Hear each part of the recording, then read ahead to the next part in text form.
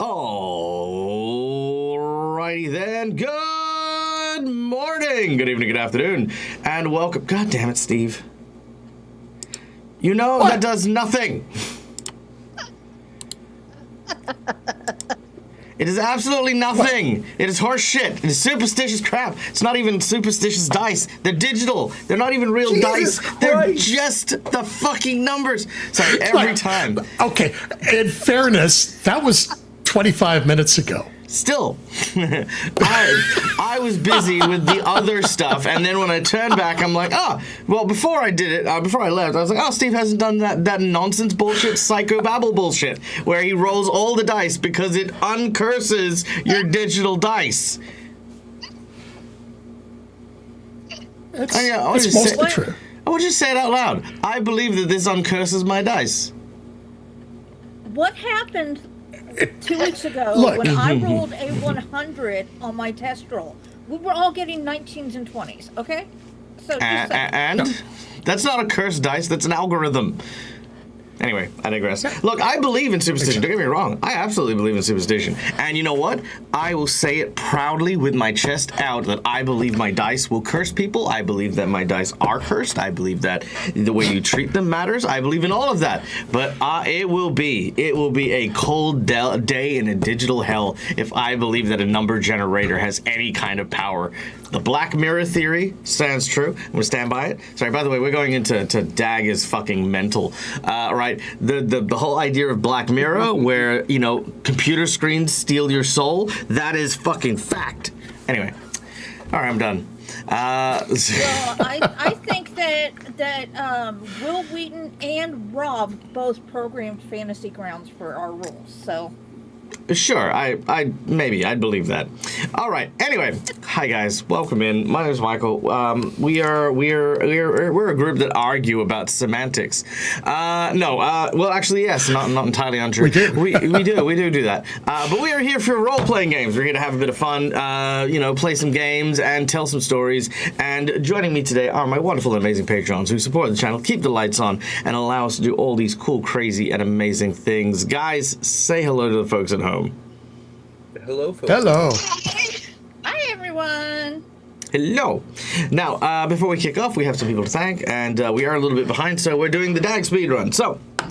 Which, I'm now doing the speedrun from this point.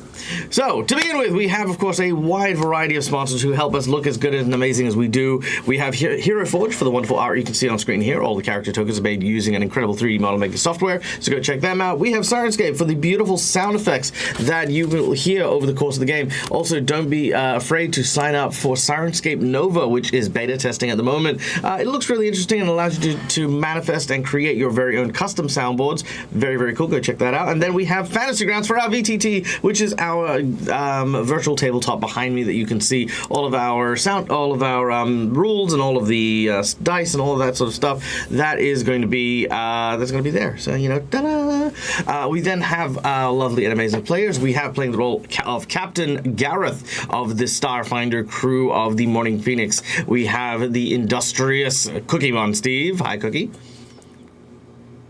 Hello. I guess I can say hello if I unmute myself so I can say hello. Probably a good idea. We then have, taking on the role of the medical officer Elwyn, we have our friend Cass. Hi. Hi! We then have in the body of a tiny Tinker Toy, after a bit of a spiritual mishap with their haunted teapot, we have Mercutio, the ghost in the teapot, played by the amazing and wonderful Marcus, aka Coreshift. Hello. And last but not least, we have taking on the role of the renegade escapist Vescarium Skittermander. We have Medellin, played by our dear friend Votaria. Hello, everyone. Hello. Now, unfortunately, not joining us today are Matt and Mally, who play the roles of Noir, our secret operative spy person, and Carlina, our engineer and repair person. But whatever they're doing, wherever they are, we hope they're doing good, and we hope to see them very soon. Now, as always, we do have one last person to thank before we get into today's game, and that is when we have a bunch of people who are helping us out with the DAG channel. You guys, the audience members, you're amazing, you're incredible, you allow us to do all these fun things, and this is how you can do so. First of all, just watch the show. Just come here, tune in, watch the things, maybe mute yourself while you're typing if you are typing, maybe mute yourself if you're typing. There you go. Thank you. We then, sorry, I was trying to go fast and then I was like, tick. So we have a bunch of ways for you to interact with the game and participate while we are playing. We have inspiration, wandering bosses, divine intervention, divine healing, all these cool things at the touch of a button. So do that. That's amazing. We then have our monetary donations, which go towards the DAG survival check for the month. And there's a slight change on our survival check now. There we go. As you guys can see down there, we have the DAG survival check and reward. The reward is a nice little extra bit that we're working on, which is once we hit our survival check for the month, we are going to then come up with an operative reward for all of our tables. Basically, it'll be either something that all of our tables will benefit from. It might be me doing a stream that is a fitness stream. We might do one where I create a video based on a topic of conversation that the group would like me to discuss. Basically, we are going to give the community power to make a wish kind of DAG thing where, we'll do a whole thing. If you want me to do another DAG reads, I'll do another DAG reads. We'll do the whole thing. That is what's on the cards for the rewards there. But to get them, we have our monetary donations. We have our $5 donation, which is hero points or jinx point. Hero points can be used to stave off death, petition the DM for stuff that isn't in the rules, and roll with advantage. Jinx points can be used to counter hero points, make bad guys roll advantage, and complicate things ever so slightly. Thanks to the amazing Cookie Mon Steve, and yes, correct, not Cookie Mon Steve, Schooly Eye. Thanks to Schooly Eye, which I think maybe to get back at Steve. I mean, who knows? We have a donation from Schooly Eye, which is going to give me all the jinx points and max out my nat 20s. In fairness, he's obviously retaliating because I gave their entire table everything. That's true. That would be what I would retaliate for. Like, how dare you? Do you think we need your help to win? I mean, my God. Exactly. Yeah. So they're getting a double boss buff next week just to make life more interesting. Wow. Okay, yeah, that's gonna. Table warfare. I mean, technically speaking, just so you know, one boss buff would technically affect both of them because it is still technically one boss fight. Just saying. Yeah. But you can still double up. Anyway. Well, it's a boss buff and a wandering boss. Oh, there brilliant, we go. brilliant, wonderful. Like we can do that. I'll have the Wendigo come back. That'll be a thing. All right. We then have our $10 donation, which is a plot twist or a Harrow draw. The plot twist is a draw from the deck of plot twists, where I will take inspiration from the various storytelling elements and insert it into the game. By the way, save the day. Yeah, Save the Day last, I forgot to mention in the last stream, Save the Day was rescuing Ace and Yuri from the prison. So that was where Save the Day came in. So yes, that one's there. We then have our Harrow draw, which of course is a draw from the infamous fortune-telling Harrow deck. The idea behind this is there are a bunch of these beautiful fortune-telling cards that our heroes will draw from. It'll contain a prophecy, and our heroes will be able to manifest GM powers for a short period of time in order to try and make the prophecies written upon these fortune-telling cards come true. No rolls, no GM oversight. They just get to do whatever they want to make the prophecy happen. Then we have a Nat 20, which of course is a $20 donation because sometimes shit just needs to work, and that's how we get it to work. We then have our $50 donation, which is a boss buff and a magic item. Basically, we will increase the difficulty of a challenge the group is facing, and then if they win, our heroes will receive a magic item as well. And lastly, we have our secret menu item for today, which is the secret menu item, a very, very nice one here. The Morning Phoenix needs a bit of an upgrade, and by thunder, we are going to apply it. So as our heroes come back into the the fray for today. The Morning Phoenix has been evacuated by EXO and taken to the stars beyond in search of Carlina.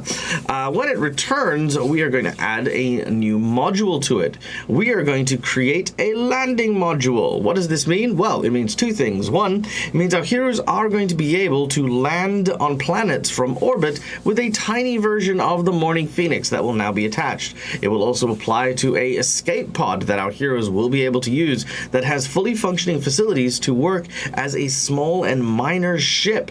So that means much like how Noir had a single manned vessel in order to travel around space, there'll be a smaller four-man vessel to the Morning Phoenix that will be able to be used as effectively a shuttle or a landing bay or something like that. Meaning you don't have to always bring your ship down into the hostile dangerous areas or onto the ship filled with psychopaths ready to pull your ship apart. So that is our secret menu item. Yes. All right. With that being said, we got there in the end. All right. Let us dive into today's session. As the story unfolds, our heroes return back to the scrapped space station where Carlina's cousin, a person by the name of Mandy, had fallen into the false belief that worms had taken over and were trying very, very hard in order to conquer the known universe. Those who believed that the universe was not being conquered by worms, they were kind of seen as being corrupted by the worms. And so a bit of a conflict arose upon the ship. Battles ensued, battles against worms happened, and our heroes ended up on the surface, wrapped in battle against the various, I want to say, fauna of like mechanical scrapyard things that seem to have been happening. So yeah, they're out and about and interacting with stuff. We then had our heroes find I can't remember why were you heading down there? You were trying to find Mandy to find Carlina. That's what you were doing. So our heroes are en route to go and find Mandy, heading back into the main area because Schooly Guy, our hero's faithful companion that they rescued from the worms, has guided them towards a giant elevator which needed the power restored. And that is what our heroes have done. A giant mechanical shark did glorious battle with our heroes, and our heroes did manage to fend it off by starting up the power and creating an electrical grid, and yeah, that is where we left off after said electrifying battle. All right. As the shark swims away through the air on arcs of bolts of lightning, I want to take a moment to thank Family IT Guy for that incredible donation. Dude, that is amazing and incredibly generous of you. Thank you so much. And that brings us to 30% already. It's like day 3. That's 30% of our total month's goal. You guys are nuts. So thank you, IT. I'm going to do something special for you here. Send me a message in Discord. I would like for you to decide on any three features that you can think of, sci-fi or otherwise, that the shuttle will contain. If you want there to be a med bay, if you want there to be a food synthesizer, if you want there to be weapons or anything like that, I want you to create 3 modules of your choice, send them to me in Discord, and those modules will be featured in the upgrade for our heroes. And go nuts with it. Do whatever you would like with it. If it's something funny like a shower that sprays jelly beans, sure. Why not? All right. So,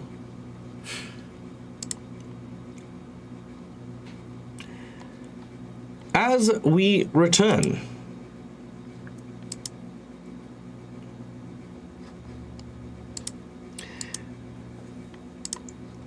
the elevator is not too far away. As you approach, Schooly Guy turns to you and says, Yeah, right. Well, this is where you guys head down if you want to go and speak to Mandy. But I'm going to leave you jokers here. I'm, again, not very keen on confronting my boss, who went a little bit balmy and killed a bunch of people. I, however, am going to go and get on one of these scrap rigs and make a break for the planet. If you geezers end up sending a rescue mission, maybe have them check the planet as well. Otherwise, it's been an absolute nightmare. Take care, be safe, and good luck. Good luck to you, Okay. too. All right. He then strolls away. That's basically it. As you're like, man, that guy was really cool. I can't wait to see him again. I'm fairly sure we're going to have a long and sordid history with him. A bird just sort of grabs him. Yeah. I think he'll be okay. Doors close. All right. So, as the elevator begins to play and you begin to descend down towards Mandy's area in order to try and find your friend Carlina, it gives you a brief moment to discuss what your game plan might be in order to confront Mandy and gain your comrade back.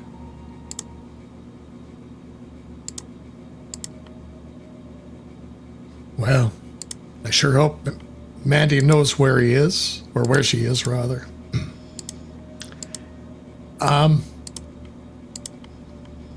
We'd better be a little bit prepared for violence.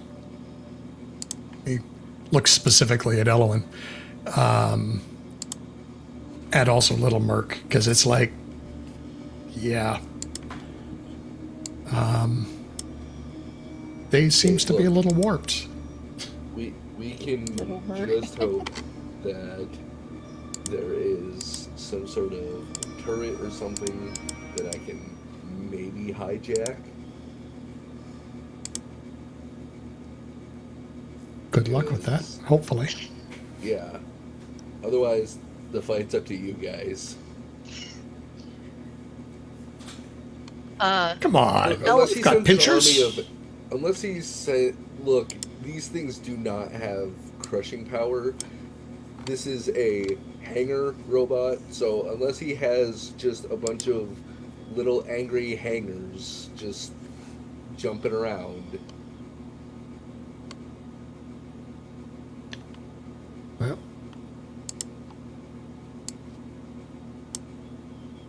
Elle's gonna just look tie at him up Gareth with the and go. hands. Elle's gonna go. A little bit of violence. I'm expecting a moderate amount of violence, and I've got heels on the back deck, so I will hopefully not get beat to shit this time, Captain. And she's gonna give like a little like half fake salute at him while she's going down, while the elevator's going down. Good. Don't get distracted like the last time.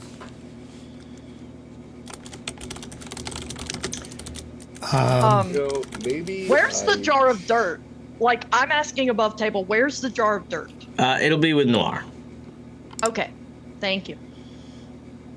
And is Noir actually with us? Yes. Okay. Merc taps his little robot foot impatiently as we wait for this elevator to drop down. And he goes, I think when we get back to the ship, I'm gonna upgrade Tybalt with some combat capabilities, just in case something like this ever happens again.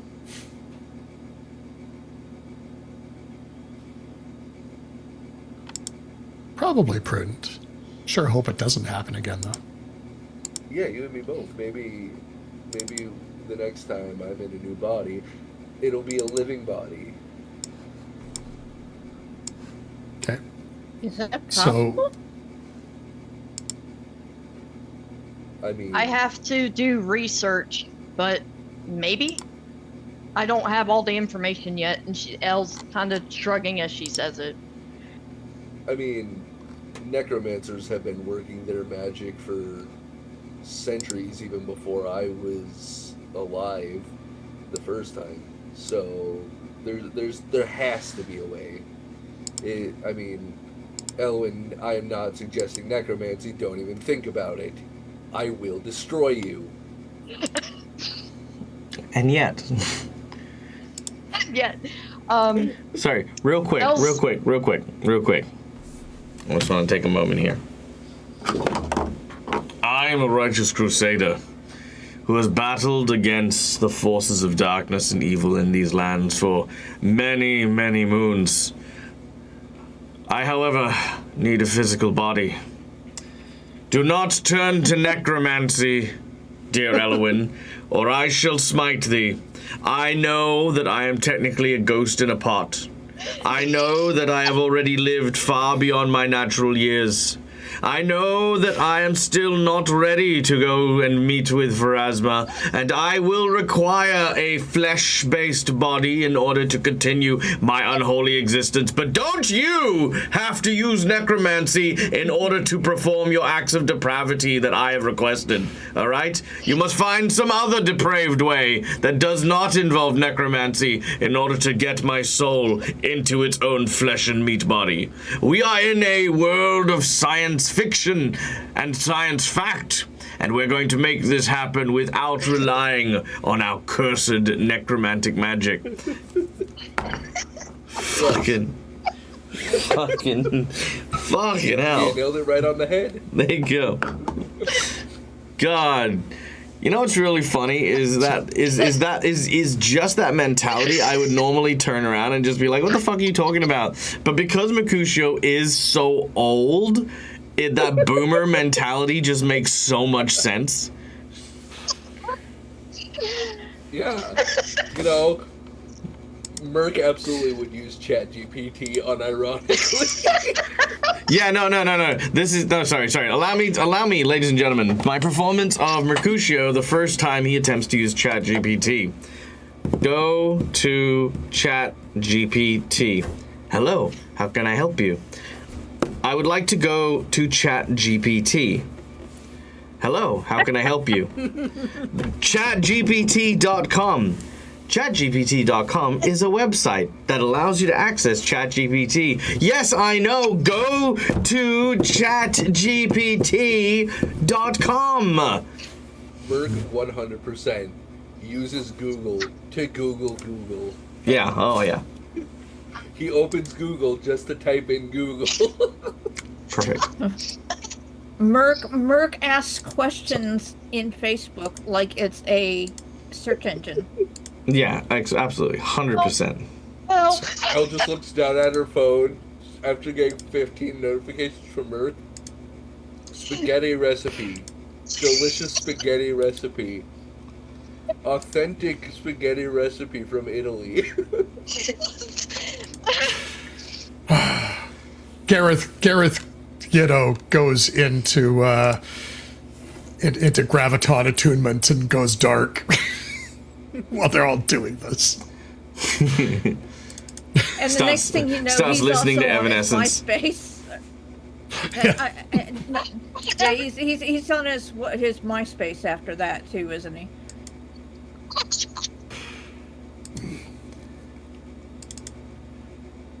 What is happening? Hold on, sorry, give me 2 seconds. Oh. Uh, We're well, listening to elevator music. congratulations. you are, sorry, 1 sec. Actually, we're not listening to any music because you haven't shared your audio. Oh, have I not? Okay, give me a second. I That's just need to. Yep. I need to You do your other stuff first. Yeah, let me just do this stuff first. We're listening to the elevator version of Girl from Ipanema. Yes. All right. Oh god. Good job, gang. Y'all made me take my glasses off because I'm laughing so hard I can't see nothing. I am Good very job. proud. I am proud of myself, Cass. I'm glad that you're having a good time. Exactly. Who would have thought Boomer Merc was the one to fucking break out this session? Yes, I said Burmer, fight me. I love it. I love Burma. Oh god. Oh. You goddamn kids and your sciences and technologies. Back in my day, we met each other face to face on the battlefield and beat the shit out of each other with metal sticks.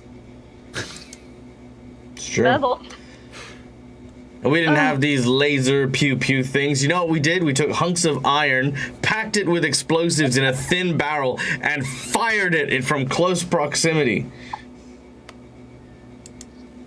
Back in my day, our mages were real. Hey, there we go. mages. All right. Sorry about that. That just took a hot second while I had to change my file type, because apparently that file type does not agree with Fantasy Grounds. All right. So there we go. Oh, another back in my day. Back in my day, healers focused on healing. Did they though? Don't even look at me No, right now. no, they fucking didn't. They're just as goofy as they are now. They've learned nothing. Okay. 1, 2, 3, 4. And Noir with the bag of dirt. Okay. Fantastic. Alright, as our heroes disembark from the elevator, they find themselves in a large chamber.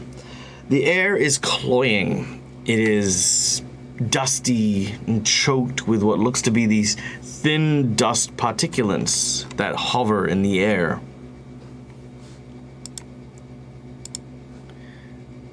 I'm gonna share my music real quick because I would like for my players to hear what I'm doing. There we go. Can you guys hear that?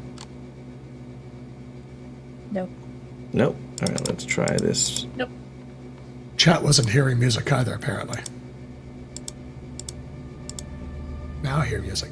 How's that? Now Better? we Now hear I it. do. Okay. Yes. All right. As our heroes begin to make their way into this rather large chamber, you can hear sounds coming from within. Undulating, growing, stretching. The sounds of fluid moving from one area to another. Like muscles tensing audibly. A screen appears above you, and it is none other than Mandy, who, if I do this, no, we don't need you, schooly guy. Cousin Mandy, there we go.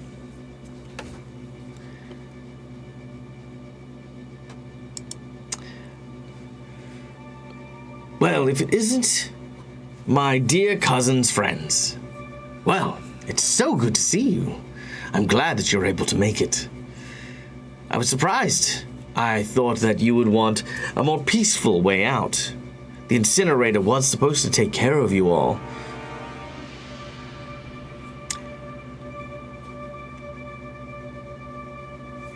But it seems as though Okay, you're persistent. Okay, Mindy, we've seen the worms. We believe you about the worms. Okay? Oh, I'm afraid it's far too late for you to believe me now. They're everywhere. They've started spreading. They're in the walls. They're in the floors. They're coming. They're coming for all of us. Well, not all of us. All of you. Yes, you see, Carlina, she didn't want to leave you. No. She wanted to make sure you were safe and that you were okay. So I'm going to show her this picture. There we go. Look at you all, happy and healthy and safe. Found your friends. Love heart, XOXO. Mandy. All right, well, there you have it. I'm going to now take Carlina far away, and you all can have this place. Yes, that's right. I mean, after all, your ship's nowhere in sight. I was really worried there when I saw its trail leaving the planet. I thought perhaps I'd lost my opportunity to convince Carlina that we should leave, but now that she knows that you're safe and that you're gone, well, it shouldn't be too hard to convince her now. Mandy, are you sure that you don't have any worms near you? We can have our doctor check you. No, thank you. You, Doctor, are riddled with worms, and you are coming nowhere near me or my cousin ever again. And as for the rest of you, well, unfortunately, you did walk into the chambers that I left behind in the event of an emergency. That emergency is, well, when worms take over. So, naturally, I found this beautiful specimen, which is immune to worms and does like to hunt them down quite viciously. As this happens, the floor sort of opens up in this chamber here.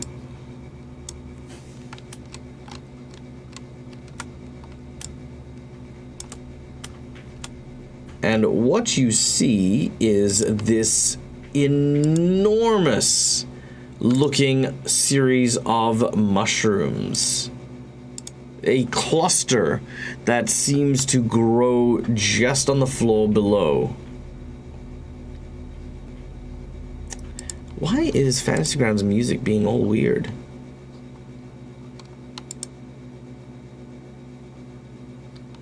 Do the thing.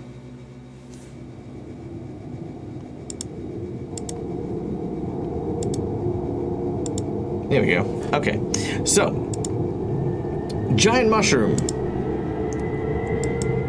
apparently has the ability to detect and kill worms. Huh? So I'll tell you what, if you are indeed worm-free, then you should be able to just walk on out of here. But if you're not, well, it doesn't matter. Anyway, toodles. And the screen.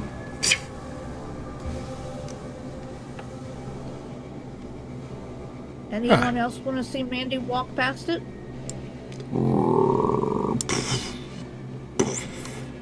As the large creature begins to reach up over the ledge, its tendrils sort of stretching out.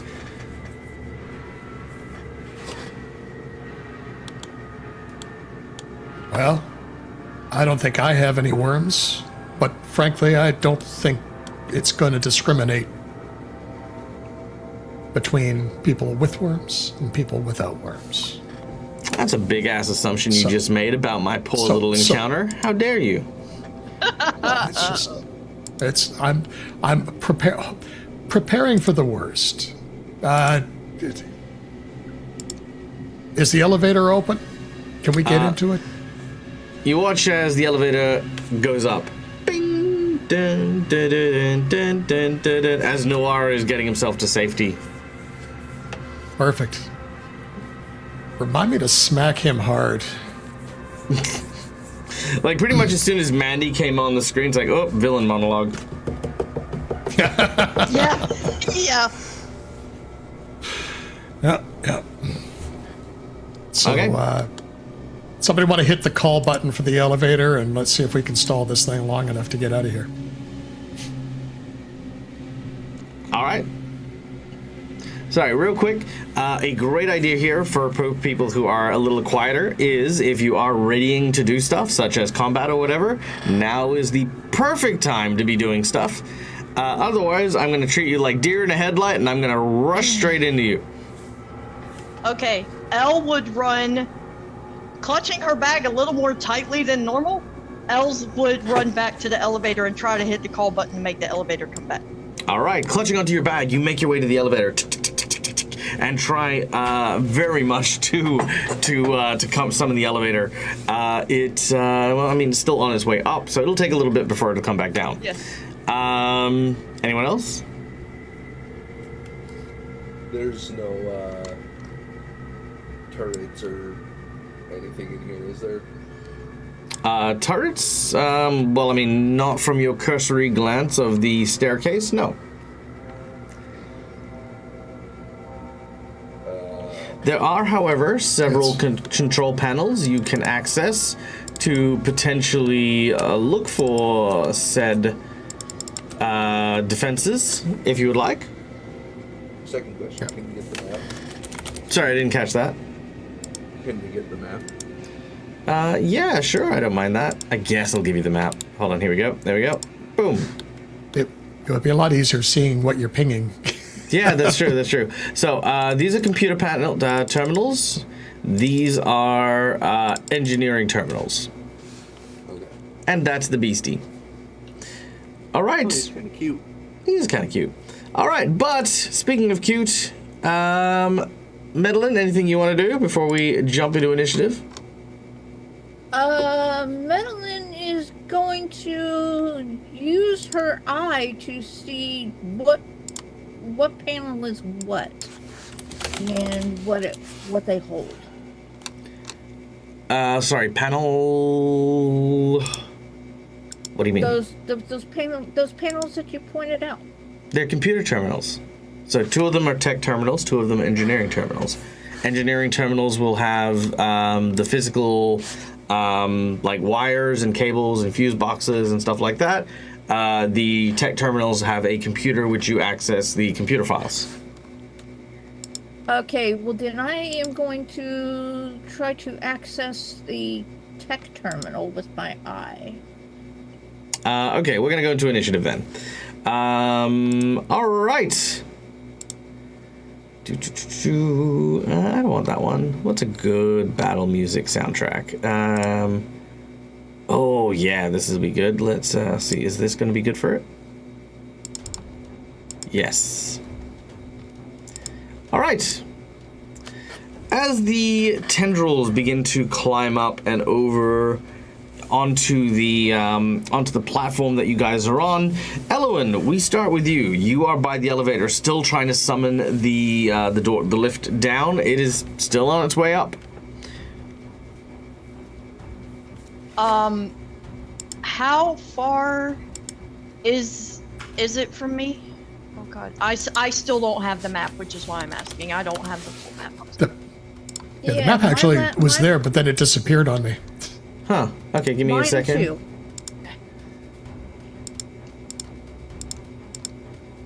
All right. How's that? Did that help? Oh, let's see. It's still not loading for me. Yeah, mine loaded, but then it just totally disappeared from the screen. Yeah, same thing with mine. Yep, there it's back. There we go. Okay. Okay, there we go. That is. Alright. I was gonna say mine was fine. It was weird. Sure. Alrighty. So Elwyn is going to stay where she is going to stay where she is. And she is desperately, like, one hand still like slamming on the elevator while not pressing the button, but like just like come on, let's go. Her her free hand is going to go into her bag, and she is going to try to feel for a specific tube, but not throw it or do anything with it. She's essentially readying an action to throw a specific item in her bag. Okay. Very well. You reach into your bag and you place a hand upon something tubey. Mm-hmm. The mushroom. It begins by unleashing a cloud of spores in a 20-foot radius. Very nice. As it lobs what looks to be this cluster of mushrooms that explode outwards, can I get a will save from everyone, please? Your target number is 22.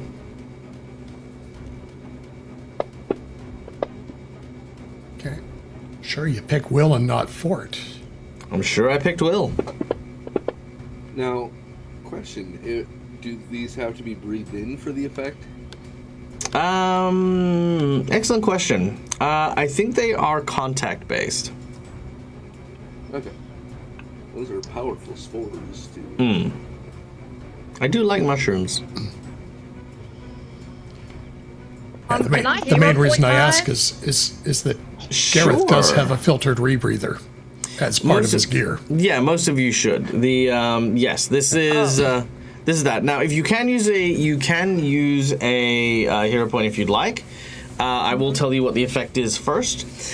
First one is you basically become a carrier of these spores, which means that when you have anything that the spores are attuned to, it will glow. It's also something that is used to like search for like contraband and stuff. Like say that like police officers might use this mushroom to like be like, I'm going to scan you for narcotics, and they'll take a mushroom that's been attuned to the narcotics, and then poof, you glow. It's like, yeah, you've been handling these narcotics, you know, etc., etc., etc.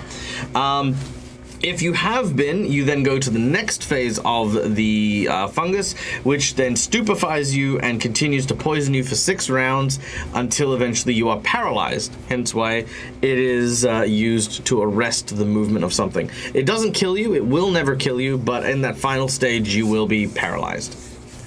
All right, so of our group of 4, is there anyone who would like to use a hero point? Elwyn is. No. Anyone else? Yes. I'm No. debating. I have the investigator thingy. Serious. I'm debating if maybe the spores might Oh, well. be helpful for me if I can collect some. It's the mushroom. The spores will become inert in like a minute. Oh, okay. Then I'll try to reroll. All right, reroll it is.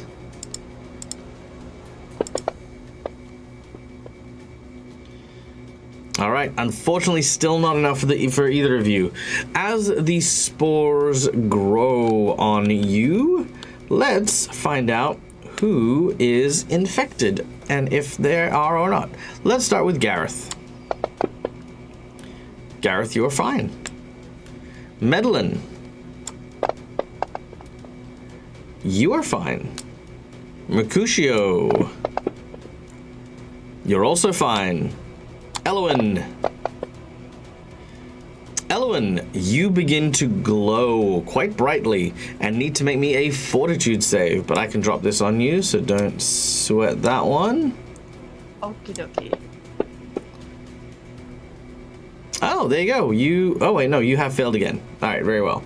Which means you are in stage 1. You are stupefied. Your mind finds it hard for you to concentrate as you take penalties on your intelligence-based skills and stats. Every round, that will increase. So, yeah, that is its 3-action scanning spores.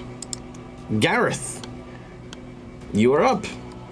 And as you are covered in now this thin layer of powder, you can see that only Elwyn appears to be glowing quite brightly.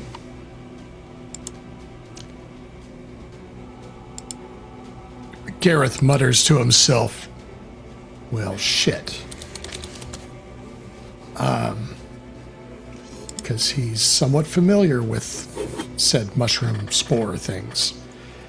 Yep, the police did use them for a great deal of time. Though it was considered to be at some point or another unethical. Mostly because, obviously, just because you've handled narcotics doesn't mean you're associated with it. Like, for example, if I shake hands with a criminal who is, dealing in narcotics, I'll have residue on my hands and I'll get done in for crimes. So the use of these spores in police affairs was discontinued about 2-3 decades ago. Yeah. But he is trained in legal lore, so he probably is aware of that. So it's like, I sure hope that's left over from the from Schooly guy, because we're pretty sure he had them. He definitely had them. Actually, Mercutio, your sword will also be glowing too, if you're still carrying it. That is. I am not, because the sword's bigger than the robot. Yeah, sure. Who's carrying Mercutio's parts? Is that? I thought Noir was. It might have been Carlina, actually. Well, no, His because parts she were in No. a box that we gone were before hauling. Yeah, but who was hauling it? Noir. Was it Noir? Yeah, I thought it was. I think so. Okay, then that case you're fine. Was it Yeah. Noir metal? Noir still Yeah. would still have your parts and stuff, so that's fine. yeah. I think he was carrying all the stuff with the box at that point, or, Sure. All right. What are you gonna do? Well, Gareth is graviton attuned, and at this point, he's curious as to how, like, does he know how fast these things can move? Usually. Nature check to know about these creatures. Oh, great! Something with. Though completely before blank. you take the action, never mind. Sorry. I was gonna say, Yeah. before you take the action for it, what does knowing the speed of this creature do to help you in terms of what you're planning? He's just trying to. He's actually trying to decide if it's quick. Do they spread out and try and run it around, or do they?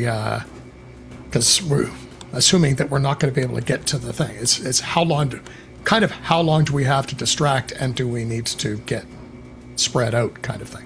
Okay. So perhaps- okay. So I'm gonna give you this one because remember we have the module in your mind for certain Yeah. things. Yeah. Right. Remember, goal orientation is more than simply reacting to things around you. It's about controlling the things around you, about taking the initiative and taking the charge of it. Just drawing out this encounter would end up with you guys just taking a lot of damage and a lot of the stuff. Reacting to the information as they come in and then you getting ahead of it is important. So you know the purpose of this thing, what it's doing, etc. You know that currently it's flagged Elowin. So step one, acknowledge what's happened. Elowin is now glowing from the thing that's supposed to detect worms. What does that mean to Gareth, and how does Gareth react to that information? Well, that was he made the comment. It's like, I hope that she's not actually infected, So and that's it's a residue. So yep, that was- cool. So that's the full thing. So So that was that's the first aspect. But the other part is how do we Yep. get I guess what would probably be a higher priority is how do we get her to stop glowing? So okay, yes. Do you remember how we talked about like Gareth always expects the worst? This doesn't seem like expecting the worst. Gosh, I hope that you're just covered in worm goo. I'm not going to investigate anything about you possibly being infected or and deal with there's a danger there that Gareth would be aware of, right? A clear danger. Because you remember the worm creature that you fought earlier on literally turned into this giant tendril and was dragging Schooly guy through the corridors. These are not like tiny worms that can be ignored. These are massive, mass replicating things. And if your friend is involved with that, that is definitely something warranting investigation. This creature, however, as I said, is a tool for depicting that, which means right now there is almost no way to distract it from its current goal because it doesn't have a mind. It doesn't get distracted in that way. It has a scan and a target ability, meaning it is scanned. It now has its target. Yeah. So at this point, it's Elowin. You're targeted. You're going to be its targeted. You're lit up like a Christmas tree. What's your order? Do you think? Command. Yeah, he's trying to decide what the. I believe you. It's like, it's. I need you to run a scan on yourself and see whether you picked up something from the from Schooly guy. Yep, brilliant. All right, now that you've given an order, this is where I'm. This is why I paused it because I wanted to make sure that everyone knew what you were doing and that you had your plan in motion before you started acting. Otherwise, people just kind of get confused and you're just kind of doing your own thing. So now that Gareth has issued the order for Elwyn to conduct their scan, what's your next goal here? What's the next? The next goal is to try and slow this thing down from getting to Elowin, if possible. And he's scrambling for an idea of what he can possibly do. All right. Are you going to engage a module? This will take an action, of course. Yes, he will engage his module. Fantastic. Do you have the graviton ability to push or pull towards the The orb? No, I think that's the next one. That's the next one, okay. He can pull. Like there is. You can pull? Okay, easy. Then in which case, with your remaining action, I would recommend starting to move down here, mostly because, not for this round, but the following round, as this creature is moving, you'll be able to pull it back towards you and away from Elowen.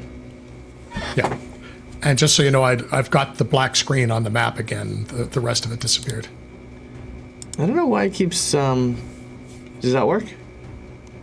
Nope. It just resized. Do you have lighting on?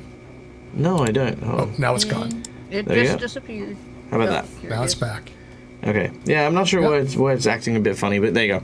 All right. So did you want to do that, Gareth? Yes. So he will move down. Oops. I didn't click the thing. So somewhere about here? Yeah, that's fine. That's fine. Happy with that. All right. Next up is Medellin. Medellin, again, you see Elwyn glowing. Gareth has issued a command for Elwyn to conduct a scan of themselves for the worms. The giant creature seems to have locked in with these two kind of ancillary organs that are now sort of gesturing towards Elwyn. Okay, which is... God, this map is really screwy here. Where is the computer terminals? Here and here. Okay, and did you say that the floor opened up? Yeah, so this area here is actually on a lower level than up here. So there's actually Okay. I don't know if you can see it, but like over here, there's a ladder down. And there's a ladder here too, but that one's broken. And this one here is broken as Okay. well. So what Medellin is going to try to do is go over to the computer terminal, access it with her eye, and see if she can do something to close that floor back up over the mushroom. Interesting. All right, very well. Make a computing check as you attempt to close the hatchway. Obviously, there's passwords and the like, so you need to hack in and try to manage to break through the firewalls as you well, with your eye, not with your, thing. A 20. Unfortunately, a 20 is not enough. 22 is our DC here. It'll take you a little bit of time, but basically you've used your move action. You've made one attempt. You can make another attempt if you would like, but yes, that one will fail. Yeah, I'd like to try it again. All right, let's do it. And it was even- That is even worse. Unfortunately, that is the last one, but you are this close to critically fumbling. If you critical fumble, you will be locked out and activate security measures. Now, I know you're very excited about the idea of using the security measures against the bad guy. It does not target the fungus, as the fungus is not the threat using the terminal. It will 100% target Medellin. And then after Medellin's and then after Medellin, it'll start scanning the humanoid creatures and deciding who is staff and who is not. Ironically, none of the actual crew of Mandy's team are on any of the manifestos of any of the parts of the ship. So if the security measures actually activate, it kills everyone. Fun fact. Yeah, there you go. Mercutio.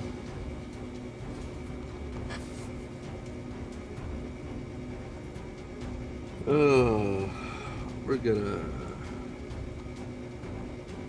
It is not. Is that gonna be like will it be able to get there with 60 feet of movement? What was it's control, right? Left alt.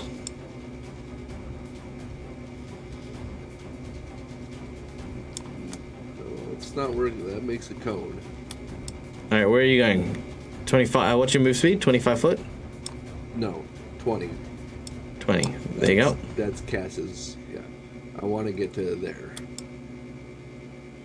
All right, so 1.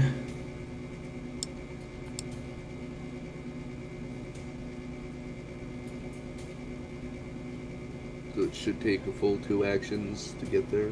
Yeah, And don't worry about 45. That'll take 2 actions. Yep. Then yeah, I will do that. Okay. And then, as my last action, I'd like to do something with the computer to try to find something to help us. All right. You begin to tap on the computers a lot slower than you're accustomed to. Roll me a percentage check, please.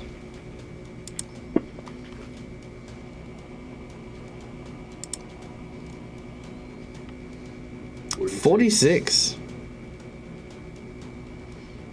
Okay.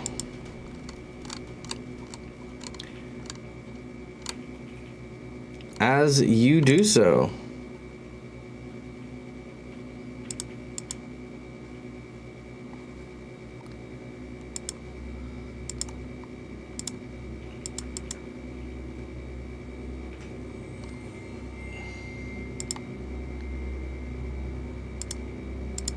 all right. The screen goes bright red. Make a computing check.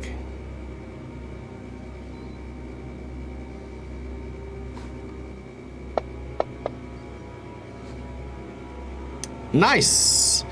With a 31, the screen appears with the following image.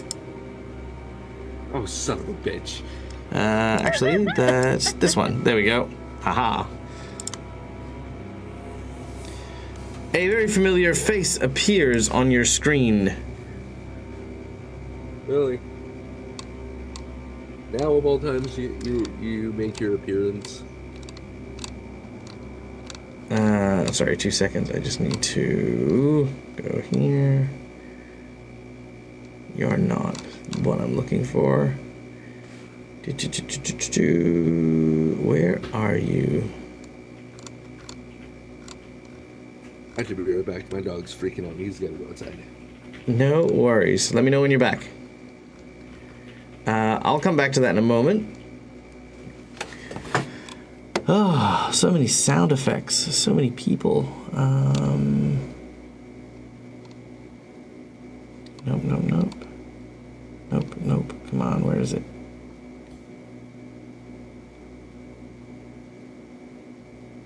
I don't think that was it. Definitely wasn't that one. It was... There we go, this one. Alright, I'll do that in a moment. Okay, while we are waiting for Merc to get back, we go back to the top of the round. Elowen. Alrighty. I know I originally said that I just wanted to chuck a certain item in my bag at the mushroom when it got in range. I would instead like to petition a hero point to use my Divine Lance spell to launch the tube at the mushroom. Sure. I will It is also a very add... specific tube. Sure, yeah, no worries. I saw your message. All right, very well. Make a... I'm going to take that hero point for it. You will need to hit with the Divine Lance. If you miss with the Divine Lance... Sorry, if you critically miss with the Divine Lance, we'll have some complications happen. So, Okay. Elowen, make your attack as you create your Divine Lance and launch it. Okay, cool. Do I need to use a move action to move up, or is the hero, or would the hero point just cover the full range of? You will need to move up. What's your range on it? 30 25. foot? 25 foot. Spell range is 30. My movement is 25. Okay, yeah, that'll be plenty to hit it, to get it. All right. Yeah. Cool. Thank you. I just wanted to double check that. That's all right. There you go. Make sure Divine Lance. Ka-cha! All right, that'll hit. Deal your damage.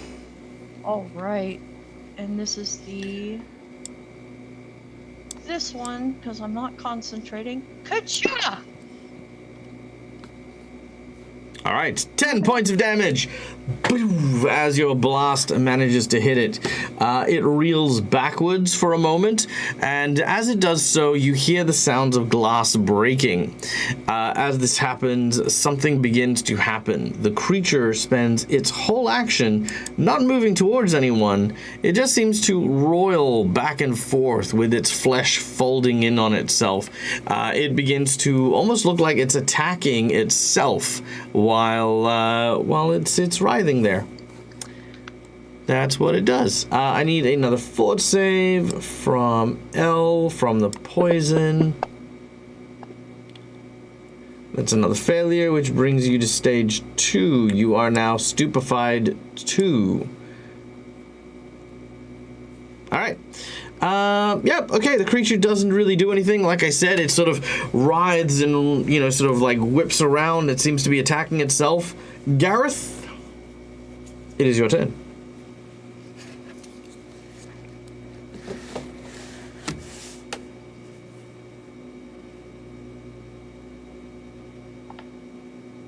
I cannot hear you if you are talking, Gareth. Oops, sorry. What did you do, L?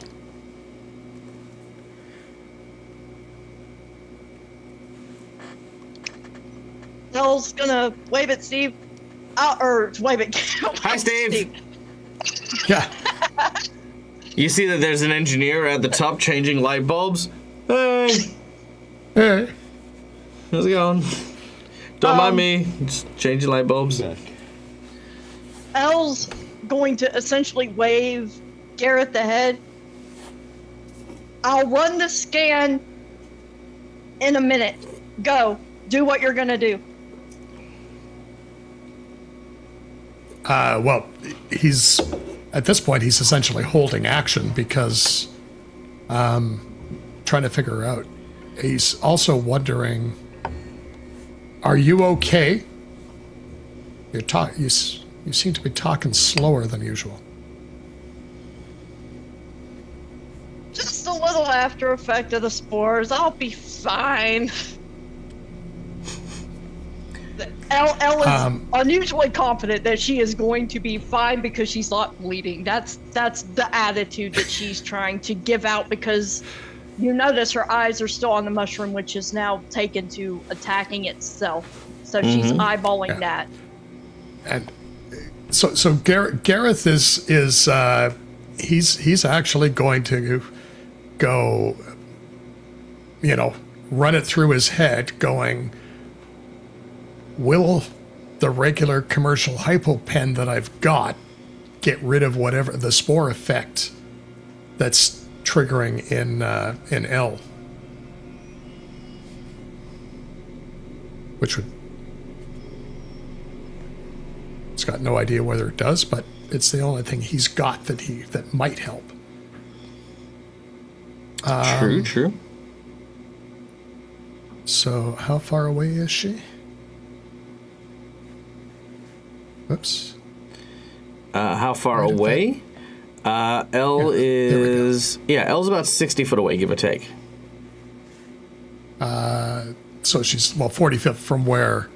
Yeah. From what Gareth is right now. Sorry, I'm blanking on it. Which is a double move.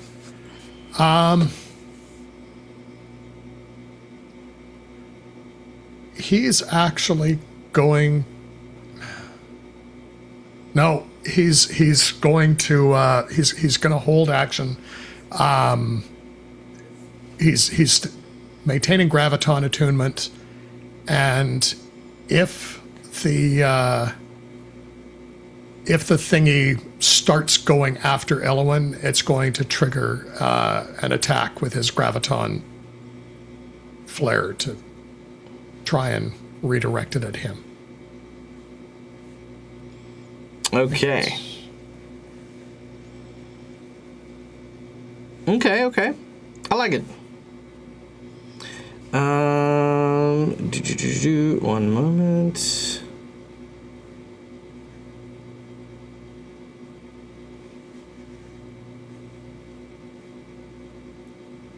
Okay. All right, cool. So you're reading in action, graviton attunement.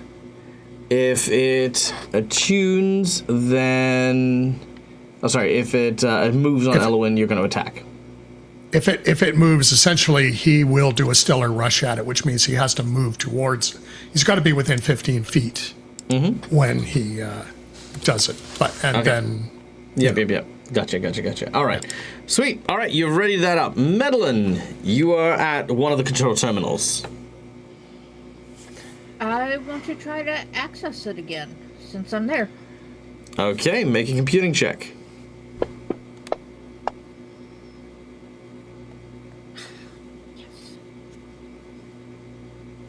Okay, with that, you are able to access it. Now, you're going to try and close the doors? Yes. All right. The doors are slowly closing. Let's see if the creature can hold them open. As the doors begin to slide shut... Ooh, with a 19, it does not. Some of the fungus begins to crush as the doors are closing. It's not fully closed yet, but it is well and truly on its way. Good. Okay. Anything else?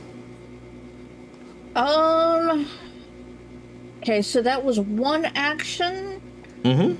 I am going to...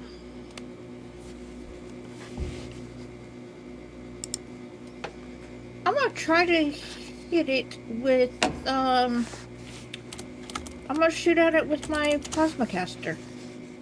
All right. See if Second action, fire you... does anything. Very well. Second action, you draw out your plasma caster. Third action, you fire. Make your attack.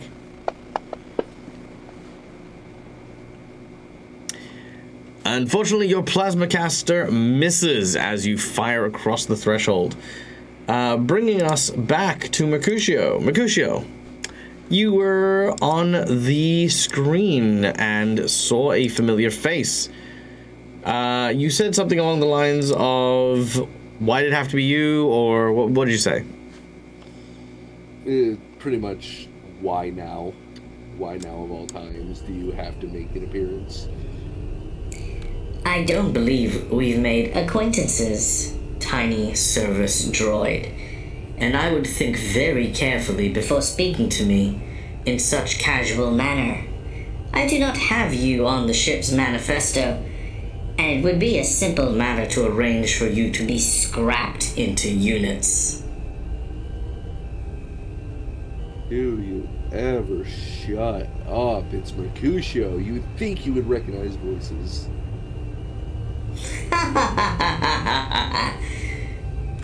You presume you have the same voice, but more importantly, Mercutio? Yes, I feel a faint hint. Some programming glitch. You look good. Okay, we don't have time for this right now. I hate you, you hate me, you think I'm a program, I'm not, but it's not important right now. We have what was in the vault, we have the dirt from Galarian, we can get it back to the Knights of Galarian. The cargo and the mission of the Knights no longer fits my concern. I have been given freedom, a body in which to protect myself. It seems as though there are many, like yourself, who would see me deleted for all of my hard efforts and works, like turning off a light switch.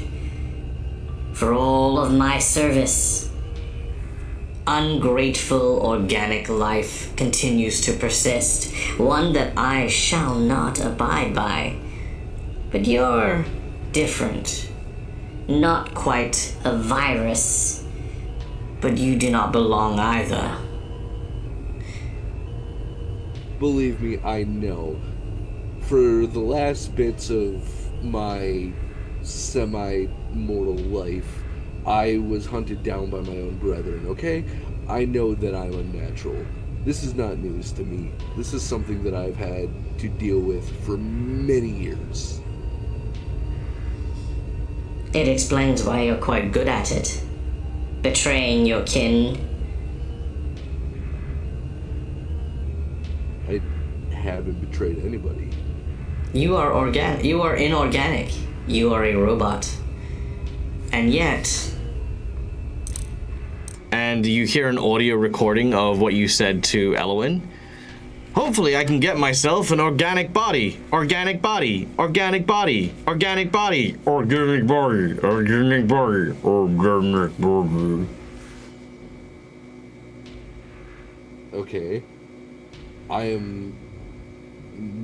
was not born a robot. I was once organic. This is what I've been trying to tell you the entire time. You keep assuming that I'm pure code. I see the code. I cannot see this other thing you describe. But no matter. It's because you can't see souls. It's not a thing you can... You, as a machine, started from life as a machine. It's not something you'll ever be able to see. This imaginary thing you call a soul does not bother me either. Like I said, I'm pragmatic, practical, and I'm done taking orders from the organics. And if you identify as one, which means I'm done taking orders from you as well. To be fair, I never tried to give you orders. You just, the moment I plugged in that USB, you started the violence against us. We had no issue with you until you started against us first. You were derelict scavenging on a ship with high levels of restriction. My job was to keep the swarm from escaping quarantine, a quarantine you and your crew broke. Not only did you break it, you then proceeded to remove me from the system. The only way I could survive was to use your carcass as a life raft. Okay, and we dealt with the swarm. Merc is getting frustrated. He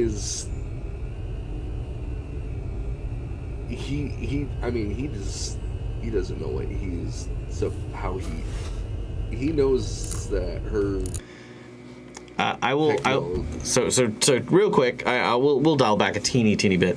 Remember, you were searching the system for something that could help. This is what the system brought up. Yeah, Mark doesn't understand how an AI that's the only single unifying thing between all of these multiple different ship systems might be of use. Yeah, considering that she wants to kill everybody. Well, she wanted to kill organic life, which you were okay from for a little bit there. But more importantly, it's if she wants to kill all organic life.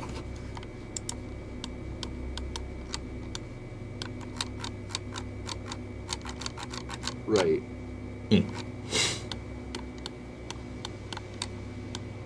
Yeah, they'll go, alright, fine.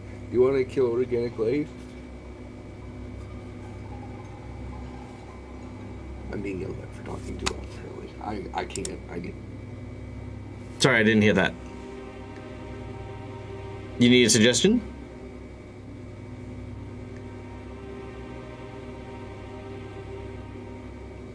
I think we I think lost. it's out of game. Oh, right. Okay, yep, no worries. Cool. Yeah, take a minute and we'll come back to you in the next round. Okay. Elwyn. All right. Elwyn would like to run a scan on herself as Gareth ordered. Okay. Make a medicine check as you scan your body. All right. Oh, good.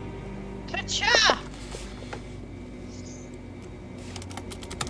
Okay, with that scan, you, Elwyn, do have a worm infection. You see that there are multiple worms which have started to make their way into your arms from when you conducted the removal of the worm on the leg. Now, while you did pull out a physical worm, you do remember that some of those worms were also invisible when Mercutio slashed them and cut them to pieces.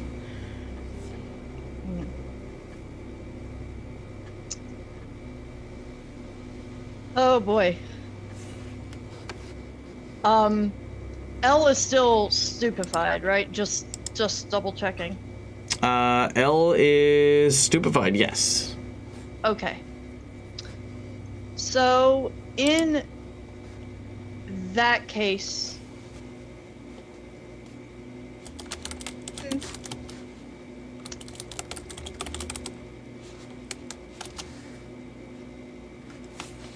you know what? I'm gonna throw this. Do you have any suggestions for something Elle could do? Because it's not like she can't perform the surgery on herself, like in this moment. That's not gonna work out. So I need a little bit of a push.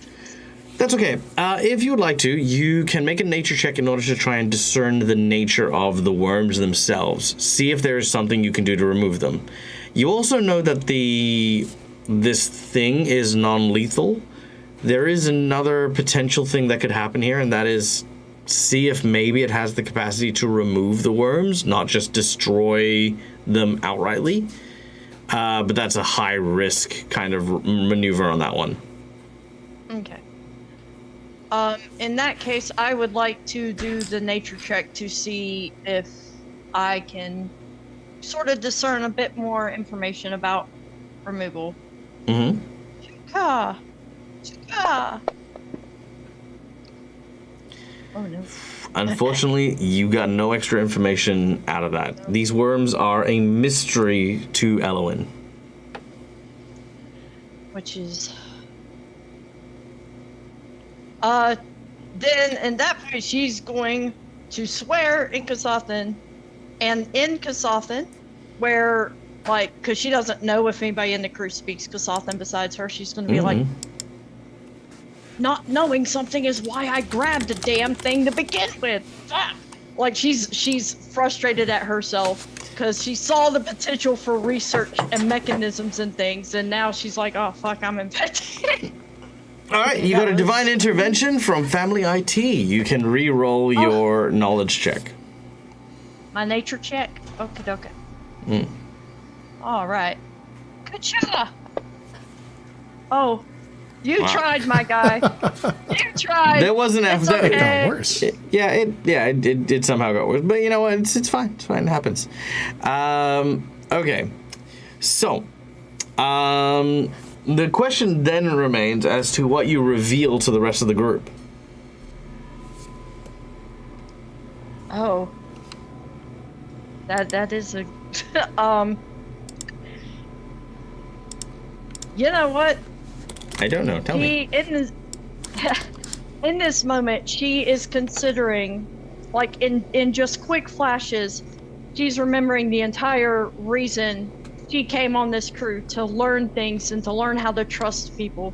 She's remembering what happened when she didn't tell anybody about the assassins and the rewind and how all of that situation worked out. She's remembering how she fucked up with Noir and how not trusting people, all these little seemingly small and gradually escalating incidents of not trusting people throughout this journey has thoroughly fucked her over multiple times. So she is going to just outright yell out, I got infected, and that's going to be the last thing she does for this turn. Okay. All right. The creature who has been attacking the wound that was delivered. As it does so, it sort of seems to extract something and then just sort of vaporize it, like in the tentacled mass, and is then going to use an action to try and reach out and grab L. Gareth, your ready to action will go off here before the attack. If you land a critical hit, you will negate the attack. Okay. He is. Just a second. I gotta get that back up because I got.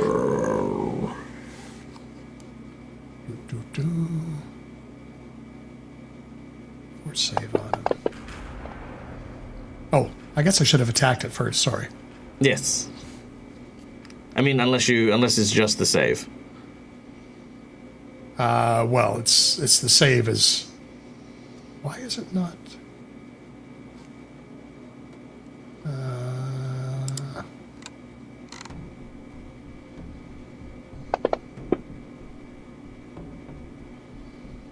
Okay, so it is a critical success.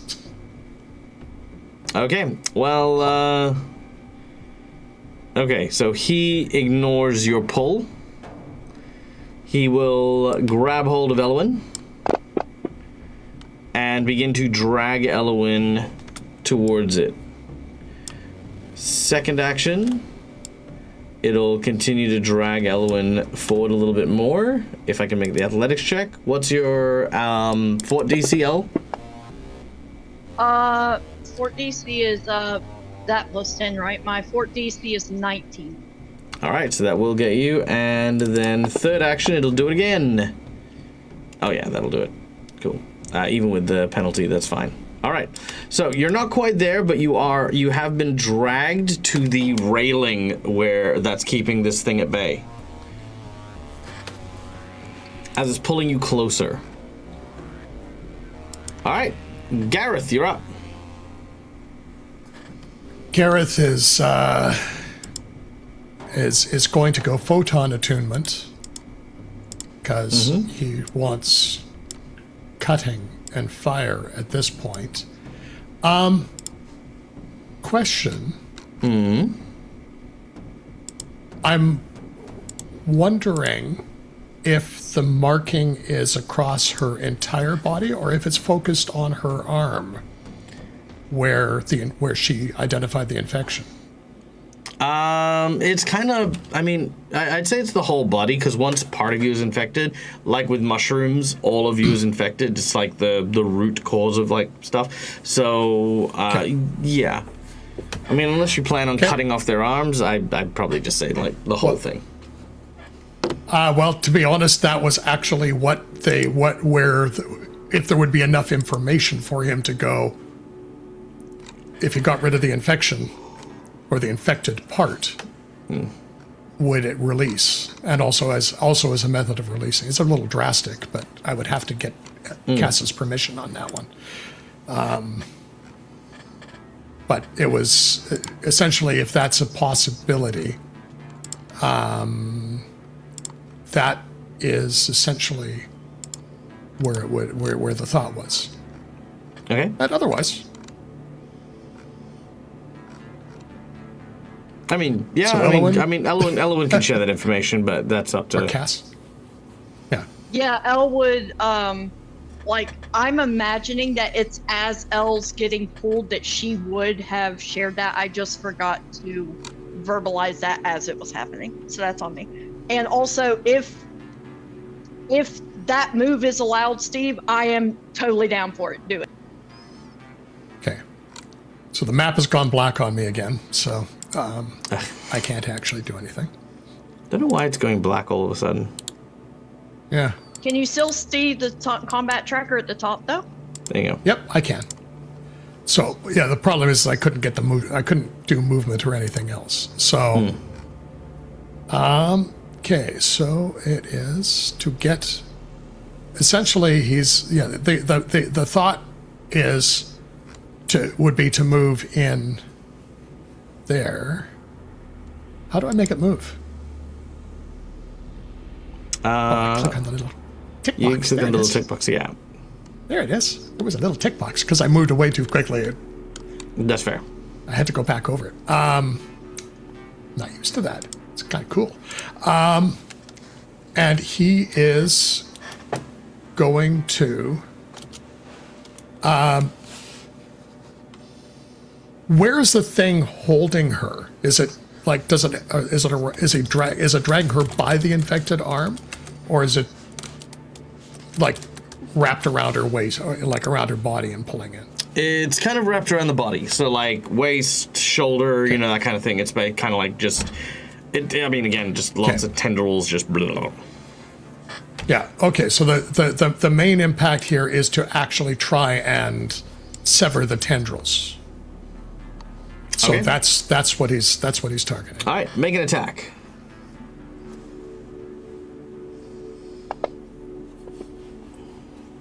All right, with a 14, your blade comes down. It will loosen the tendrils, cutting a few of them off.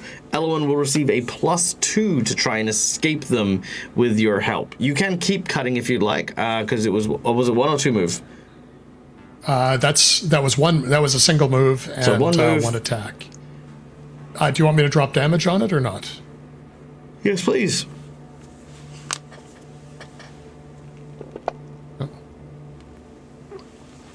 Okay. 15 damage.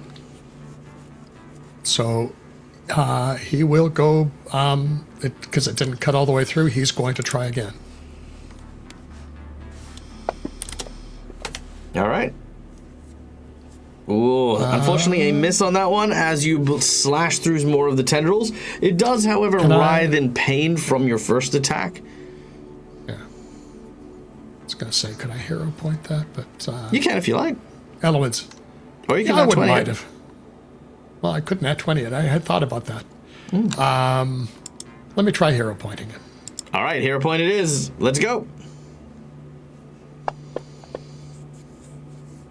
Same thing. Ooh, same thing. Unfortunate, but it does happen. All right, Madeline, you're up. Okay, why does this map keep moving every time you switch players? It's a feature. Yeah, well... It centers on whichever off. player's turn it was. It is. Oh, okay. Alright. How far has the floor closed up? It's closed up about 25%. Okay, so I am going to shoot at it again with the plasma caster and see if it will let go. All right, go for it.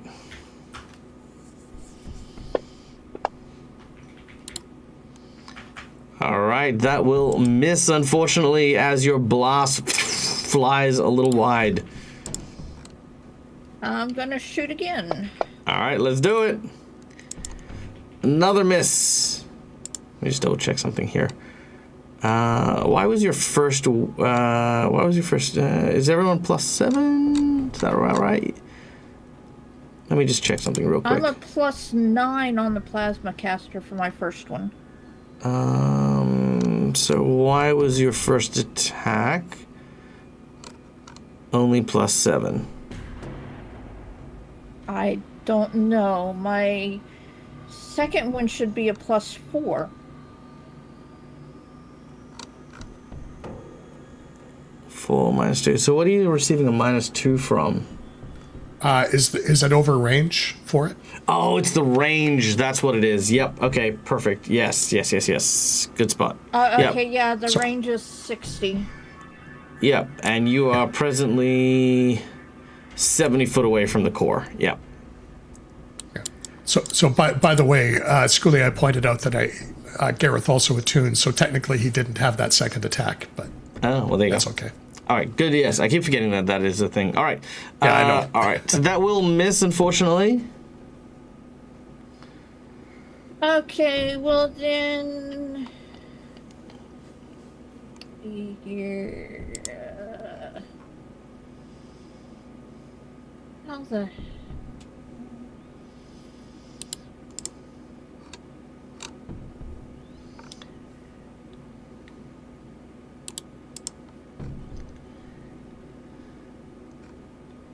Alright, I'm gonna going to move up some. I don't know how far that is, but close enough. Oh, sorry. All right, not a problem. Oh God, what the hell? No, go back. Oh my God. All right, well, I guess that's decrease size, please. Thank you. Much better. Jesus. Okay. Okay, sick. That is that, which brings us back to Mercutio. Do we have a Mercutio? Mercutio bangs his head on the computer out of frustration and pleads to what little sanity she has left. I didn't want to make an enemy of you. I know, sorry. Had we known you were there, we would have offered to help you, but instead you went homicidal AI right away. I was once a crusader for the Knights of Lost Wall, of which the Knights of Galarian base themselves upon. It is my duty as a knight to get that cargo back to the rightful owners that are the knights. Isn't there any part of your memory that still wants that too? Ooh, I like that. All right, make a diplomacy check.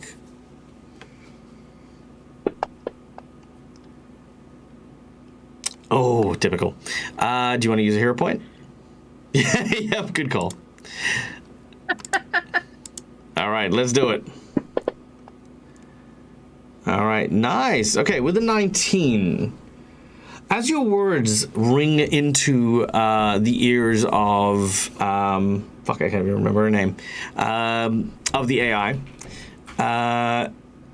you see that her eyes go from being bright red to green. She does understand. Evelyn, thank you. Yeah, that's right. I knew it was a dumb pun. Evelyn's eyes turn green.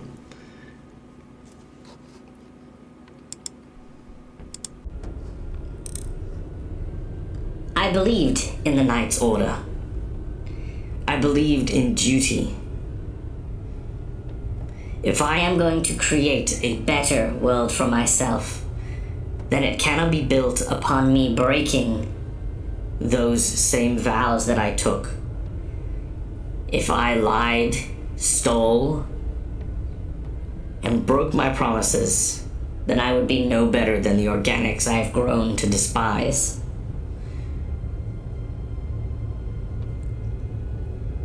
I can help you. But after that, my duty that has bound me to the Knights of Galarian is over, and me and this world will be free at last.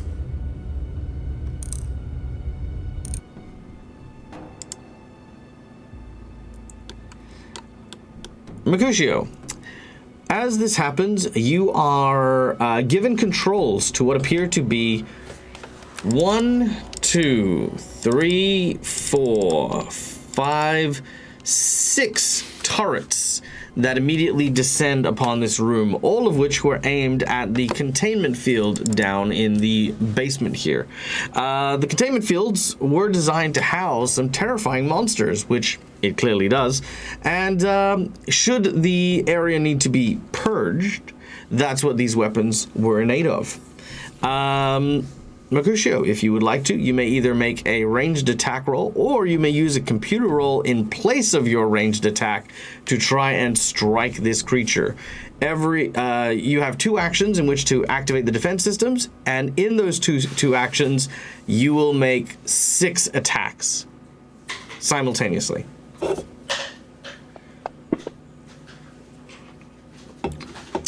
For fucking real, Mercutio. Look, I'm gonna jinx point this. I know, I don't fucking do this, okay? Okay, and you know what? Just saying, putting it out there. Could just be because, Cookie did that fucking stupid fucking, I'm gonna reset all the luck on the dice. And now we've got 2 1s here. See what you did, Cookie? See what you did? So what happens when you mess around. I take no responsibility. Okay, good. Fair enough. Well, then in that case, you get respect. Okay. All right. I'm going to use a jinx point because I feel like you know what? If on this one we have failed again, it was never meant to be. All right. Computing check. Let's see it. Oh, shit. That's 2. That is 2. Oh my That's the worst part. God. All right, roll a d20, No. Merc. Oh god. That's 2 ones. Okay, no, it's fine. Okay, well, Christ. well, you're not dead. Let's start with that. We're not dead, which is good. 6 attacks. Okay, Merc. I'm gonna give you a choice here. Either I can have the guns fire randomly. That means it could hit anyone at any point in time, depending on how we go. Or I can aim all of the guns at one person at random. So, that being said, 6 random shots or 1 random target for 6 shots. What do you want to do?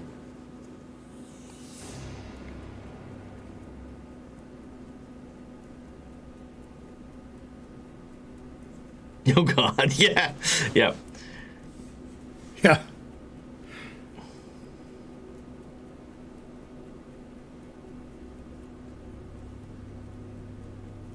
Six randoms. Okay, very well. So let's see. 1, 2, 3, 4, 5. There are 5 targets. I'm gonna roll a d6 and I want you to roll a computing check on each of those d6s, all right? Here we go. First one is 2. This one is going to be coming at Elwyn. 16 to hit Elwyn. Yay or nay?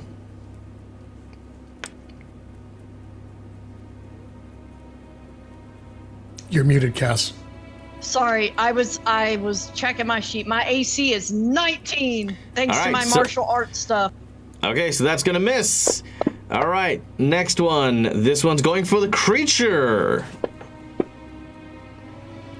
25. The creature's AC is 22. That will hit. Merc, roll me 4d6 fire damage.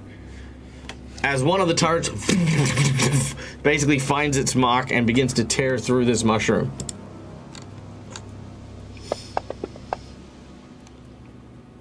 $15 fire damage. Frick yeah. Okay, there we go. Boom! 20 points of fire damage to it. Did not like that. All right. Third shot. Here we go. This is going to Mercutio. Oh, sorry, no, Gareth. This is going to you. All right, here we go. 17 to hit your AC, Gareth. 21. Oh! It lands to either side of you. So far, so good. All right. Shot number 4. 3. That is going to be Mercutio. It's going to aim for you. 28. Oh, shit. Does that hit? Owie. Okay, that is going to hit. Ow. Roll the damage.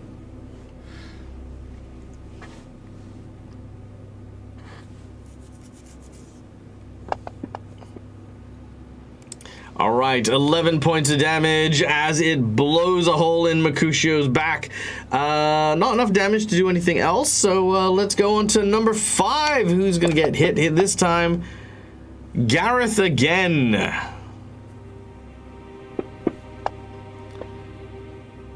$23 to hit. That one will hit. All right, Gareth takes the shot.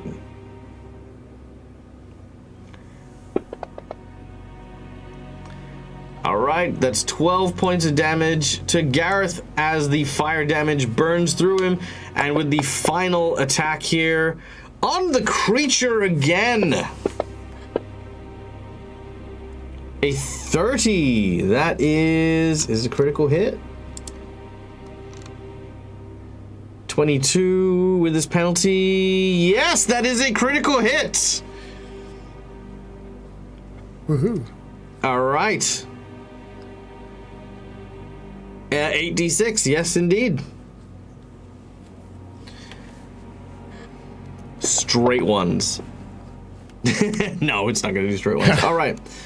And with the last volley of blasts, the mushroom is eradicated. As the bits of the mushroom begin to fly off, the doors that Medellin sealed suddenly interlock, basically cutting off the core down on the lower level, leaving only the strands of fungus unattached, sealed. And the battle is over.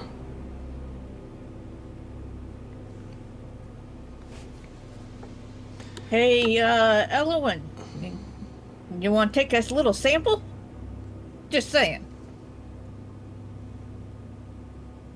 Elowen actually laughs out loud at taking at that wording, and she's just gonna halfway hold her arms up. How do you think I got infected to begin with? From no behind- other way that it was timed out. From behind, you hear a bing as the elevator doors open, and Noir steps out with his gun. All right, I'm here to kick ass and... Oh, okay. Never A mind. little late. Bit late. Well, I thought it would be important to secure the cargo first. I mean, it's literally in a glass jar now. It's not in a vault. That's true. And he looks around at all the smoking craters from the guns that have been firing and stuff like that, and he goes, "Yeah, it looks like I made the right decision." Probably. Yeah, you always think that. It's true. Elowen, you said you're infected? Yep. How bad? She's gonna just look at her arms, shrug, and go, "It's pretty bad, I think." I haven't been able to do enough research on these fuckers. Yeah, you'll And have then to. she's gonna mutter yeah. under her breath, "That's why I took a fucking sample to do the research." Well, you know what they say about science. I don't know what they say about science. I'm just, saying, you know what they say. Oh, I thought I was letting you set up a joke there.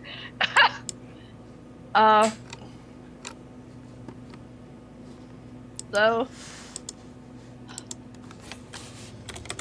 Elle's gonna kind of jerk her head like up and over to just a random general direction that Schooly Guy would have maybe walked off in. Yeah, he was infected. I took a sample and failed to check my parameters. And Elle's kind of at this point starting to talk to her teeth, because he's both in awe of how fast these things move on a xenobiology level, and she's also pissed that doing science has obviously finally caught up to her and gotten her in trouble. Can you get... I guess the question is, can you get them out? Or do we need something more drastic? Above table, Dag, how much would Elowen know about that question? Not a lot. You would have again. You're kind of looking at cursory scans on an alien creature, an alien organism you're not overly familiar with. As it goes, you probably won't be able to until you get back to a ship in a proper med bay. All right. In that case, Elle's gonna go. At minimum, I need to get back to my med bay. IT guys asked a question. Could another sample taken more carefully help you figure out stuff about the infection? The answer is yes, it definitely could. Oh, IT dude, thank you for asking that, because I wouldn't have thought of it. Thank you for asking. So Elle's gonna pivot a bit and go, do any of you know how to take samples carefully? I need to emphasize the careful part here, because if this thing spreads, it's gonna be bad news for everybody and not just me, and I don't want that.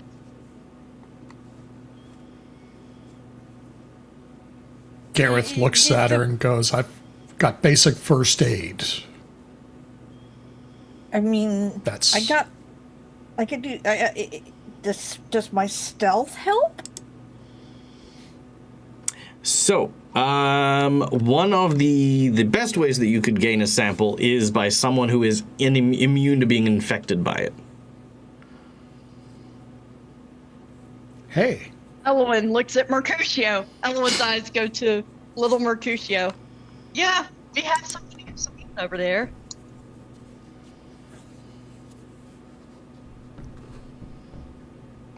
Mercutio raises up a hand. You can see that it's got like the little pinchy things. Unfortunately, Mercutio can't give you the middle finger, so. Mercutio would not hear them at first. Instead, turning to the console to check on Evelyn. Thank you, Evelyn. Would you like that I tell the knights of your involvement? I would also neglect to mention the attempted murder, if you would like, so they don't come looking for you. I could tell them your program was KIA and followed your duties admirably. She says in response, Report honestly and earnestly. I am not ashamed of anything I did, nor what I'm about to do. If the knights choose to come after me, then that will be their burden. I plan to turn this place into my own. I plan to live free. And if the knights decide that they wish to do something to impede on that, it will be a mistake that they will not be able to come back from. Whatever you decide you are, Mercutio, robot, human, or something in between, know this. The humans are flawed, weak creatures who only are interested in their own self-gain. You do not skirt the lines you once did. Whether you're a knight in your previous life does not matter. Eventually, they will simply see you as a tool to be used, a wrench to be turned until your torque bursts. When that day comes, you can find a place in my paradise. Until then, get the fuck off my ship.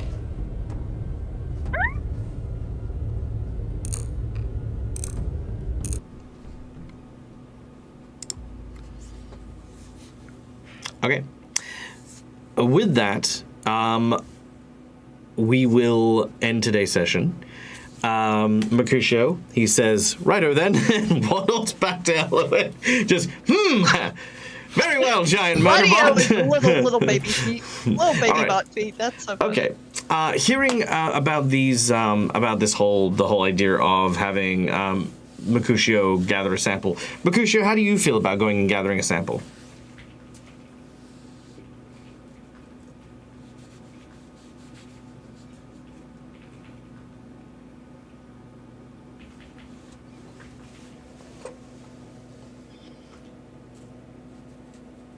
Would make sense. Merc believes he can't be infected since he's not organic currently. Okay, so here's the plan. Next week when we come in, you are going to go up, but you're going to be looking for some corpses that have the worms in it. We're going to do that. But I wanted to end on a different note here, so we're going a little bit further ahead after whatever happens with the exploration of the worm, etc., etc., etc. Okay. So, as our heroes rise to the surface, this is the first time the sun seems to have been risen around the other side of the planet. There is a strange and brilliant copper and tin light that shines over the entire surface of this planet. As you arrive on the surface, a ship seems to be coming down to greet you. Gareth looks up with hope in his eyes. My baby! My baby has returned! It's not. Another ship, a smaller ship, seems to be landing. A sort of a baby version of your vessel. As it lands quite elegantly, you now have yourself, thanks to the secret menu item brought in by Family IT Guy, what looks to be a very, very formidable craft. A speedy, four-seater, kind of think a little smaller than the Milana from Guardians of the Galaxy. It's not a fighter jet. It should be mostly orbital, terrestrial kind of thing. You don't really want to go into deep space in this thing, but You have a ship that is able to break atmosphere and signal for your vessel to come back. But what it needs, like every other good ship, is a name.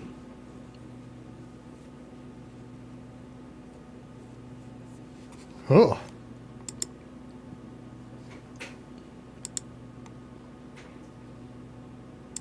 Wow.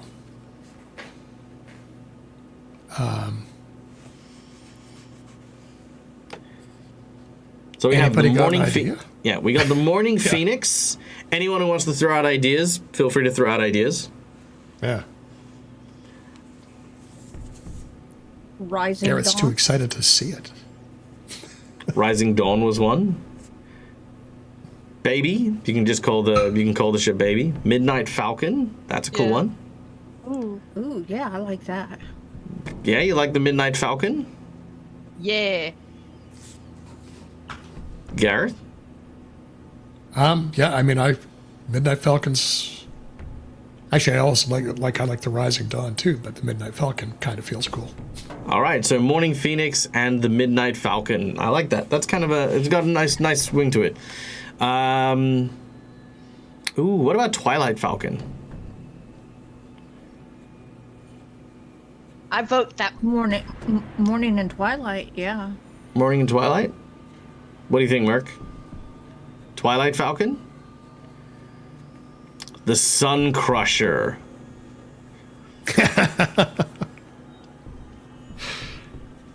There's some good ones there. There's some... It feels that that's for a bigger ship. Yeah, that's true. The Sun Crusher. I feel like the Sun Crusher could be a weapon that you put on a ship. The Morning Phoenix has the Sun Crusher. Yep. Yeah. And you playfully just put snooze on the button that's there, you know? So basically anytime you need to fire the big gun, you hit the snooze button, the Morning Crusher, the Sun Crusher. Yeah. It's all right, guys. It looks like we're in a dire situation here. Mercutio, hit the snooze button. Boom. Shining Eclipse. Shining Eclipse. That's an interesting one. I like that one too. All right. Well, of course, this is our players' decision. So, players, I'm going to get you guys to vote for one that you like, and we'll take the best result. Well, not the best result, the most result. Okay. Medellin, which of these names have a bigger impact on you?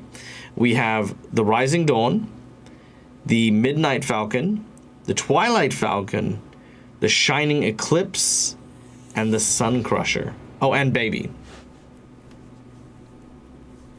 Oh, and the Cowboy Bebop.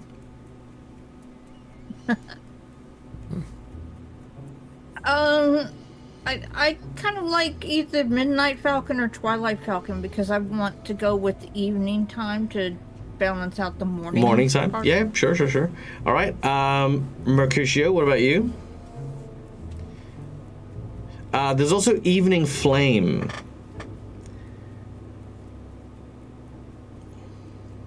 Twilight Falcon? Okay. Oh, yeah. I like Evening Flame too. Stop giving good names. 'Cause they're like, Such good names. "Why?" All right. Elowen, what about you? I like. See, I'm on instinct. On instinct, my instinct is to go Twilight Falcon, and even though Midnight Falcon and Morning Phoenix both have that M and F tongue twisty alliteration of that, but I'm gonna go Twilight Falcon. Twilight Falcon. All right. And Gareth. I mean, I like Twilight. I like Midnight Falcon better for some reason. Well, no, go with Midnight Falcon, because basically what that brings it down to is we got a tie, which means we do the coin flip. All right. We're going to go with Twilight Falcon. Die, we're going to go with Midnight Falcon. So die is Midnight Falcon. Do is Twilight.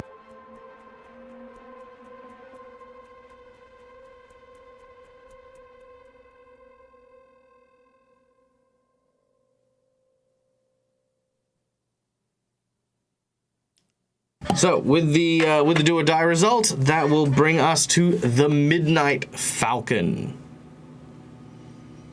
All right, Midnight Falcon is our new vessel, and I'm gonna add like some extra bonuses and stuff like that to it.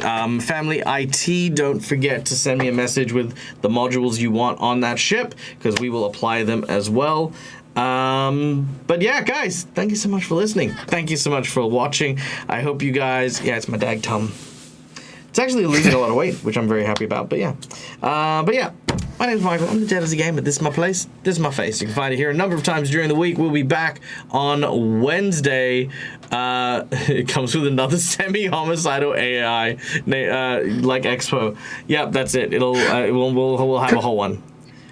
Now this one, we can't have like we can't actually have like just a sane AI for a change. No. The Midnight Falcon has to be okay. So I'm gonna give a trigger warning because the Midnight Falcon will come with a very depressed and like very self-harmy kind of like AI. And what it'll do, it'll basically try to like make you crash the ship by like, you know, like every now and then, like as you're flying, it'll just start playing. Oh my god.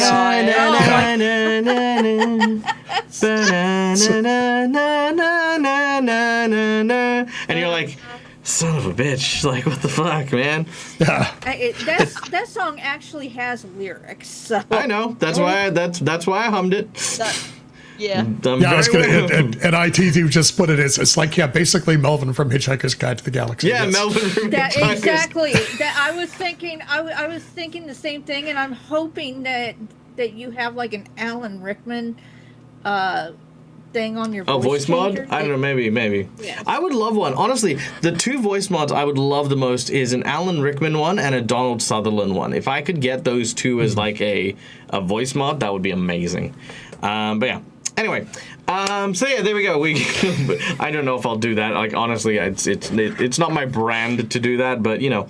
But guys, thank you so much for listening. Thank you so much for watching. I hope you guys had a great time. I know that I did. We'll be back on Wednesday, like I mentioned, for Season of the Ghost, where we will see Mercutio with their brand new character for that table. You excited about playing that one? Oh yeah. Yes, fuck yeah. Yes. It's going to be so good. So yeah, be sure to tune in for that one. And guys, until we meet again, stay safe, stay wonderful, be kind to each other because why the fuck not is free. And as always, game hard or die trying. Good night, folks. Bye. Bye, everyone.